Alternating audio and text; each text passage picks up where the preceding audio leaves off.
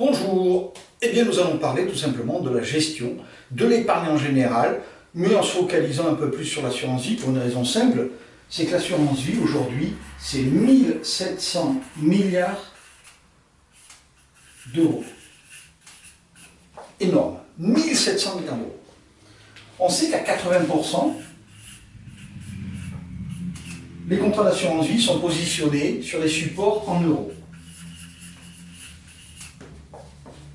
Alors, pourquoi c'est important de parler aujourd'hui du fonds en euros? On entend depuis des années dire que, oh là là, le fonds en euros, il baisse, il baisse, il baisse. S'il n'y avait que ça, ça ne serait pas trop grave. Je vous rappelle quand même qu'il y a encore 6 mois, les taux obligataires étaient à moins 0,5. Pourquoi je vous parle des taux obligataires? Une obligation, c'est quoi? D'abord, une obligation, c'est quand vous prêtez de l'argent à quelqu'un. Là, bien sûr, à l'État, la caisse des autoroutes. Vous pouvez prêter aussi à des grandes institutions, des banques ou autres. Et donc là, le banquier, ou en tout cas la personne qui sollicite votre épargne, vous dit voilà, vous placez 10 000 euros pendant 10 ans et je vous verse tous les ans un intérêt.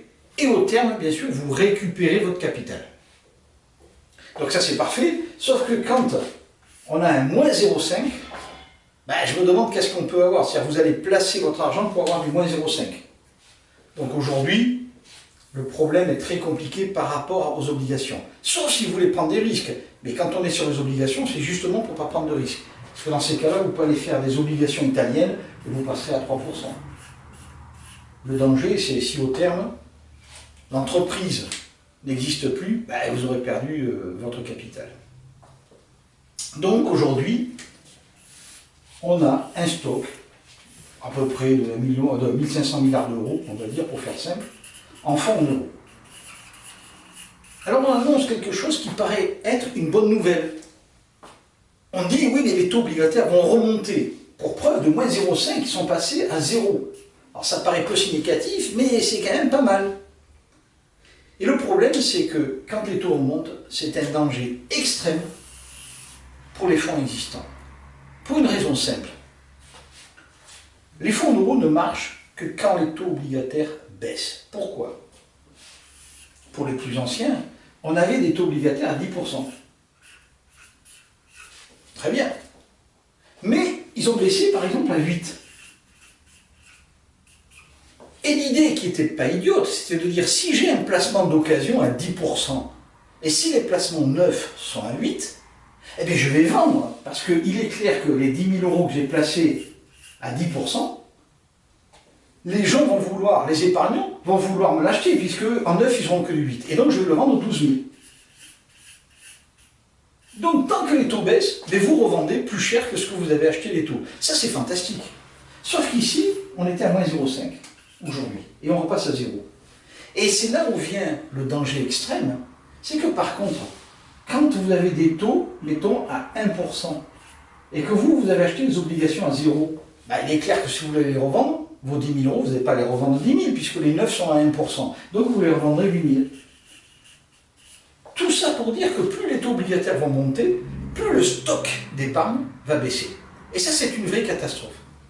Ça veut dire plusieurs choses. Ça veut dire que, 1, il faut strictement contrôler auprès de qui vous allez placer vos fonds. Est-ce qu'ils ont des fonds propres?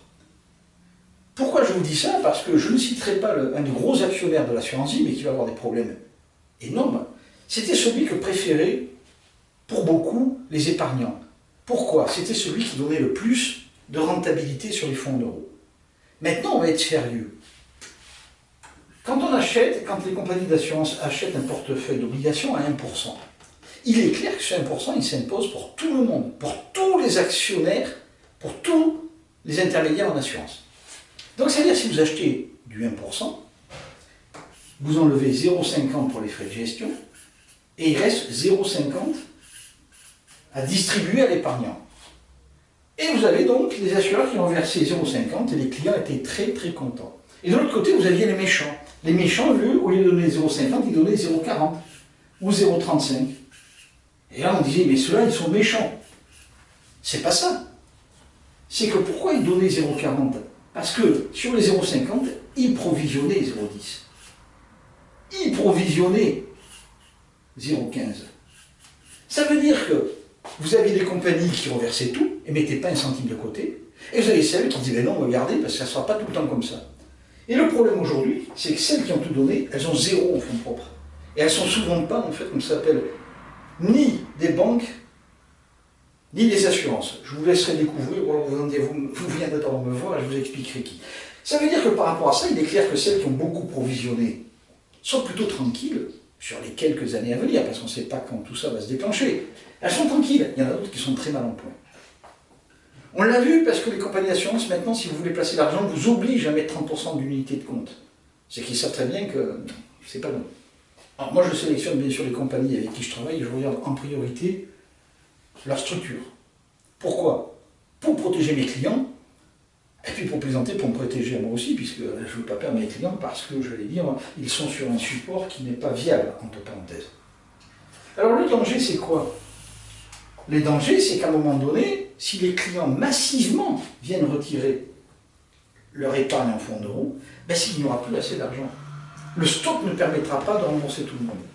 Donc c'est un problème de fond qui ne pourra pas être réglé, parce que manifestement, il ne pourra pas être réglé. Mais toujours pareil, on va prendre un sparadrap sur une jambe de bois, c'est-à-dire on va dire quoi? Eh bien tout simplement, le code monétaire va permettre, et permet déjà, aux assureurs, aux banquiers, aux intermédiaires en assurance vie, de ne pas répondre favorable aux demandes de rachat. C'est-à-dire qu'on va vous dire, ah mais non, vous avez demandé un rachat, mais on ne peut pas. Donc ça va faire gagner du temps. Ça ne va pas régler la problématique, il faut être très très clair. Ça va même empirer la problématique. Pourquoi? Je suis, moi, un baby boomer. Enfin, j'ai été, maintenant je suis plutôt pépi boomer. Donc, mais j'étais un baby boomer qui devient pépi boomer. Donc ça veut dire que, de fait, ou en tout cas, j'allais dire, je prendrai ma retraite, comme tous les gens qui ont 60 ans et plus. Et qu'est-ce qui va se passer? Il va se passer tout simplement le fait qu'on va tous demander à récupérer nos fonds en épargne pour améliorer notre retraite. Donc on a une masse d'épargnants énormissime, qui fait grandement partie de ces fonds-là, qui va demander à récupérer ces fonds. Sauf que vous avez en face des banquiers, des assureurs, qui ne pourront pas, qui n'ont pas la trésorerie pour rembourser. C'est un problème éminemment grave. Alors il n'est pas, en fonction des compagnies, toujours pareil, il n'est pas pour la semaine prochaine, il n'est pas pour dans 6 mois, il n'est pas pour dans 1 an, ou 2 ou 3. Mais c'est maintenant qu'il faut réagir, d'autant plus que les taux, ils commencent à aller plutôt vers le zéro. Ceci étant dit, et on pourra en débattre, ceci étant dit, que fait-on? Parce que le gros problème, c'est que, à part ça, qu'est-ce qu'on va faire? On va faire par exemple des produits en bourse. Et là, c'est la catastrophe. Oui, c'est la catastrophe pour ceux qui n'ont pas su gérer. Et je pourrais vous le démontrer, et vous avez un tableau qui va suivre, une attestation plutôt qui va le prouver. Le problème de la bourse, ce n'est pas la bourse elle-même, c'est la manière dont vos intermédiaires gèrent la bourse. Je vais vous prendre un exemple tout simple, et une fois que ce cas-là sera posé, vous comprendrez ce qui se passe. Pour les plus anciens, dont je fais partie, 2008. Année horrible, la bourse moins 50%. La faute n'a pas de chance, le marché s'est retourné, oh là là, on n'a rien vu venir. Sauf que mes clients n'ont pas perdu 1 centime, et j'ai des attestations pour le prouver. Pourquoi? On va parler de quelque chose qui peut être, pour certains, un gros mot, on va parler de déontologie. C'est-à-dire que quand on me confie à mon cabinet des fonds, moi je suis là pour bien sûr protéger et pour dynamiser. En 2008, en fin 2007, l'économie était purement virtuelle. Il n'y avait rien derrière. Rien, rien, rien. Je ne vais pas faire le parallèle avec le bitcoin, mais il n'y avait strictement rien derrière. Donc ça veut dire quoi? Ça veut dire qu'on savait tous que la bourse allait baisser, puisque quand il n'y a rien derrière, le premier mouvement, elle avait tellement monté les années précédentes. Moi, j'ai sauvé mes clients. Je vais vous expliquer pourquoi, ça vous permet d'éclairer tout. Admettons qu'à l'époque, un cabinet gérait 10 millions d'euros en produits boursiers, en unités de compte. Alors on a dit qu'on se disait la vérité, donc on va se dire la vérité. Eh bien, les compagnies d'assurance, on va dire en moyenne, rémunèrent le cabinet à hauteur de 1,20 quand il est sur le marché action. Ça veut dire qu'un portefeuille, c'est un petit courtier qui gère 10 millions d'euros en actions, eh bien, regardez le compte de ses clients, touche 120 000 euros par an. C'est ce qu'on appelle la rémunération récurrente. Fantastique, vous restez chez vous, et vous regardez le compte de vos clients, et vous touchez 120 000, et vous ne bougez pas. Par contre, si vous avez la fameuse déontologie, et que vous savez que la bourse va baisser, il va falloir sauver vos clients. Mais si vous sauvez vos clients, le problème, c'est que sur les fonds sécuritaires, votre intermédiaire va vous reverser 0,20. Donc ça veut dire quoi? C'est-à-dire que le choix, ce n'était pas le choix de savoir s'il fallait sauver les clients. Le choix, c'est de dire, si je sauve les clients, au lieu d'avoir 120 000, j'ai 20 000. C'est ce que 99% des pseudo-conseillers ont fait. On dit, on verra bien. Donc ça fait qu'au bout d'un an, celui qui n'a pas sauvé la tête de ses clients ne gérait plus 10 millions, il en gérait 5. Mais comme il touchait toujours 1,20, ben il touchait 60 000 euros. Donc ça va. Moi, effectivement, j'avais 20 000 euros. Mais comme je suis sur une gestion à long terme, qu'est-ce qui s'est passé en 2009 quand la bourse est bien repartie? Ben moi, tous mes clients m'ont suivi et m'ont dit, ben oui, on vous fait confiance puisque vous nous avez, on repart. Et donc moi, d'abord ça m'a amené énormément de clients et en plus, ben, j'ai des clients qui sont particulièrement satisfaits parce qu'ils ont compris de quoi j'étais capable déontologiquement. Par contre, la majorité des personnes qui n'avaient pas souhaité sécuriser leurs clients pour un pur motif de rentabilité, allez voir un client qui a perdu la moitié en disant « Hey, il faudrait peut-être y revenir parce que ça va repartir ». Il n'y en a aucun qui a suivi. Et vous avez encore aujourd'hui des gens qui sont traumatisés par ce qui s'est passé en 2008. Ça veut dire que votre conseiller doit être capable de gagner moins pour préserver votre épargne. Et ça, je vous garantis, il va falloir le trouver. Ceux qui m'ont trouvé, je pense, sont assez contents. Deuxième point, oui, mais la bourse, c'est risqué. Alors moi, j'analyse ça d'une manière très simple, et vous avez un tableau qui va suivre. Si je regarde la performance de 3 banques, vous les trouverez, hein, c'est notoire, il suffit d'aller sur Boursorama, vous verrez qu'en 10 ans, quelqu'un qui a pris des risques va avoir une rentabilité entre moins 28 et plus 40. Ça veut dire qu'en 10 ans, vous avez pris des risques pour faire moins 2,80 par an, ou pour faire, en fait, comme ça s'appelle, plus 4. Là, c'est du risque. C'est du risque pur. Pareil pour le CAC 40. Si vous regardez le CAC 40, sur 10 ans, il fait 75%. Alors tout ça, c'est des valeurs au 27 janvier. Ça veut dire que sur 10 ans, quelqu'un qui a placé que sur le CAC 40 a fait plus 75. Bouf. Et vous verrez que nous, notre allocation d'actifs, alors pompeusement, je l'ai appelé le GPS 7. Et bien le CAC 40, je peux m'amuser à faire le GPS 7. J'ai fait quasiment à l'envers de ce que font mes collègues. C'est-à-dire que j'ai commencé par regarder non pas quels étaient les fonds qui allaient le mieux rémunérer mon cabinet, mais je regardais les fonds qui allaient le mieux rémunérer les clients. Quand j'ai sélectionné ces fonds-là, eh j'ai pris ceux qui me paraissaient les plus intéressants. J'ai des critères. Je ne vais pas sur les bancaires, pas fou. Je ne vais pas, en fait, comme ça s'appelle, sur les pétrolières, pas fou. Je ne vais pas sur le marché exotique. Et je suis resté, il y a un panel, traitement de l'eau, traitement contre le réchauffement de la planète, et 7 fonds pour lequel moi j'ai une sensibilité. Et bien on s'aperçoit que là où le CAC 40 sur la période fait plus 75, notre allocation d'actifs fait plus 750. Et ça c'est valable. Je regarde toujours à long terme. Je ne me laisse pas impressionner par une rentabilité à 6 mois, 1 an. Mais depuis 10 ans, et le tableau que je peux vous procurer vous montre que sur 1 an, sur 3 ans, sur 5 ans, sur 7 ans, sur 10 ans, la rentabilité est 10 fois plus intéressante que, j'allais dire, ce qu'on peut faire. Sur 1 an, on a fait plus 42. Et sur 3 ans, on fait plus 100. C'est-à-dire qu'on a doublé un capital. Mais la grosse problématique, c'est de dire que quelqu'un qui aurait mis 10 000 euros et se retrouverait avec 14 000 euros en fin d'année, c'est quelqu'un qui a été très mal géré. Alors vous direz, mais non, il a gagné 40%. Non, parce que depuis des décennies, alors malheureusement pour mon âge, mais tant mieux pour mes clients, depuis des décennies, je ne fonctionne qu'avec de l'écrêtage. Quand on place 10 000 et qu'on passe à 11 000, les 1 000 euros de gain, on les sécurise. Et on le fait systématiquement. Ça veut dire qu'un client qui a placé 10 000 euros sur cette allocation d'actifs a aujourd'hui 10 000 euros, plus 3 800 euros mis de côté. Pourquoi 3 800? Parce que les intérêts n'ont pas eux-mêmes profité de la progression. Et quand on est uniquement en écrêtage, on travaille très très bien. Et encore une fois, je m'oppose à tous les systèmes qui sont des systèmes de stop-baisse. Vous avez 1000, on baisse de 10%, vous passez à 900, oulala, on arrête tout. Oui, très bien, et après, quand ça reprend, on fait quoi? Et quand on regarde même mars 2020, qui a été horrible, on a eu une chute énorme, mais qui, 2 mois après, était complètement oubliée. Donc il faut savoir dire pourquoi il y a une chute. Et je vais vous donner un exemple. Il y a quelques années, il y avait la crise grecque. La crise grecque, 3% de valorisation au niveau mondial. Problème sur la Grèce, la bourse mondiale dévisse de 17%.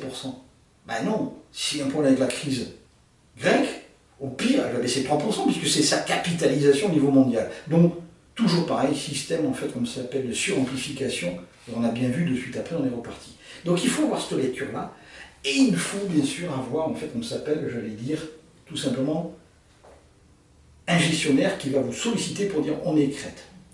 Je voulais aussi vous parler en fait de fonds structurés qui amènent et, j'allais dire en fait, de la rentabilité et de la sécurité. Alors là, il y en a un qui sort et il est ouvert à la commercialisation le 9 août et puis ça va aller très vite parce que les conditions sont particulièrement intéressantes. Et vous voyez ce genre de fonds, qu'est-ce qu'il dit? Il dit voilà, vous placez ce que vous voulez, 10 000 euros. On suppose que vous êtes là pour faire un placement sur du moyen et du long terme et il sera en novembre vraiment investi sur le fonds lui-même, mais il faut les réserver dès maintenant. Il sera investi sur le fonds lui-même et on va regarder un indice. Là, c'est l'indice des 50 plus grosses entreprises européennes, donc un indice comme un autre. Si dans un an, là on est en novembre 2021, si en novembre 2022, l'indice que l'on a regardé en référence, si dans un an, il est au moins à 100% de sa valeur, eh bien, on vous rembourse le capital plus 10% brut. Je trouve que c'est plutôt pas mal. Et si jamais au bout d'un an on n'est pas à l'indice, eh bien on va regarder tous les mois. Le fonds va durer 12 ans, c'est-à-dire qu'on va regarder 144 fois. Et dès qu'on est à l'indice, on vous remboursera le capital plus 10% brut au prorata temporis. Donc ça, je trouve ça plutôt extraordinaire parce que la probabilité de retrouver un indice en 144 points d'observation, elle est quand même réelle. Mais ils ont été plus loin que ça, c'est-à-dire que si dans 12 ans, on n'a jamais atteint l'indice, ce qui pour moi me paraît très très peu probable, mais admettons, parce qu'il faut tout envisager, mais si l'indice au moins a 60% de sa valeur, donc s'il a perdu 40%, ben, il rembourse quand même le capital et 12 fois 10% brut. Donc là, ça devient plutôt sympathique. On a un premier airbag, et on a un deuxième airbag, c'est-à-dire si le fonds fait au moins 50%, il rembourse le capital. Donc ça veut dire que mon boulot maintenant, il va être tout simplement en fonction de la situation de chacun, en situation de l'acceptation du risque ou pas, et donc on va moduler, c'est de savoir quelle répartition dans un contrat on fait sur ça, sur une allocation d'actifs, et peut-être, j'allais dire aussi, pourquoi pas encore un peu de fonds en euros, pourquoi pas. Donc le travail, ça va se faire sur ça, mais surtout avec un engagement de gestion, c'est-à-dire que dès qu'on aura des plus-values, on les écrète. Alors tout ça peut vous paraître peut-être un peu confus, pas confus, mais en tout cas difficile à aborder, et le plus simple, c'est bien sûr d'aller nous regarder sur votre site internet, ce que vous venez de faire, mais aussi de nous contacter. Ça sera, à mon sens, je veux dire, très pédagogique. Ben, je vous remercie pour votre attention et je vous dis à très bientôt.